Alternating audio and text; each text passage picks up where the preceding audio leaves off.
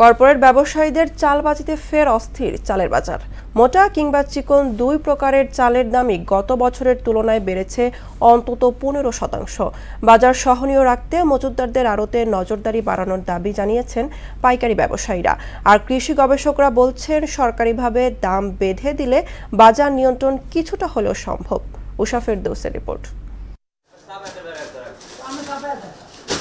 তদারকির অভাবে লাগামহীন চালের বাজার, এতে মুনাফা বঞ্চিত হচ্ছে কৃষক, ঠকছে ক্রেতা, আর লাভের গুড় খাচ্ছে কর্পোরেট কোম্পানি। দেশে এবছর রেকর্ড পরিমাণ বোরো ধান উৎপাদন হয়েছে। কৃষি সম্প্রসারণ অধিদপ্তরের তথ্য অনুযায়ী দেশের মোট চালের প্রায় 55% বোরো মৌসুমে উৎপাদন হয়। ফলন ভালো হলে সরবরাহ বাড়ে আর বাজারে দাম কমে। এবছর রেকর্ড 2,14,00,000 টন চাল উৎপাদন হলেও ন্যায্য মূল্য থেকে বঞ্চিত কৃষক। কৃষকে যে উৎপন্ন করে যে দ্রব্যমূল্যের দাম বহুত বেশি, তাতে ধানের দাম সর্বনিম্ন 2,000 টাকা হইলে মোটামুটি চালান আসবে করে। 1,050, 1,100 এর মধ্যে বিক্রি হয়। প্রত্যেকটাই এই কৃষকের একদম মাঠে মারা যাওয়া আর কি।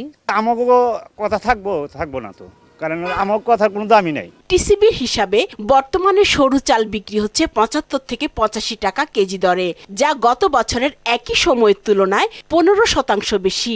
মাঝারি মানের চালের দাম 60 থেকে 70 টাকা কেজি, যা গত বছরের তুলনায় 16% বেশি। বৈশাখ মাসে দেশব্যাপী ধান কাটলো, পরের মাসে বাজারটা উঠে লাভ দিয়ে 10 টাকা 15 টাকা বেড়ে গেল।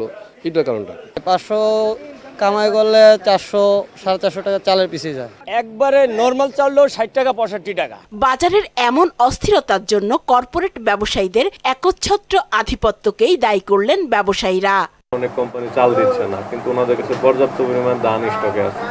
ওনারা সিজনের শেষে দিবে, তখন দেখা গেছে আরো দাম বেশি পাবে, এই জন্য স্টক করে রাখে। কিনে এনে এখানে বেচতে হয়। এখন ওখানে যদি আমরা বেশি দিয়ে কিনে আনতে হয়, এখানে বেশি বিক্রি করতে হয়। কৃষক ও ভোক্তার হতাশা দূর করতে তদারকি বাড়ানো সহ সরকারিভাবে দাম নির্ধারণ জরুরি বলে মনে করেন বিশেষজ্ঞরা।